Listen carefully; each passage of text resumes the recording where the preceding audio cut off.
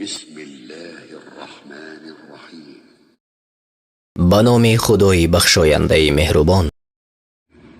قل یا ایها الكافرون، بگو ای کافران، اعبد ما تعبدون، من چیزی را که شما می پرستید نمی پرستم.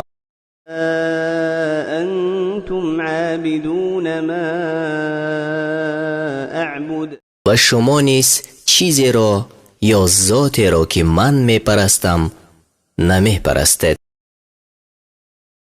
انا عابد ما عبدتم، و من پرستنده چیزی که شما می پرستید نیستم.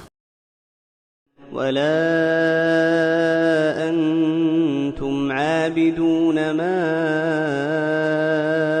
اعبد، و شما پرستنده چیزی یا ذاتی که من می پرستم نیستید. لكم دينكم ولي دين. شما را دین خود و مرا دین خودم.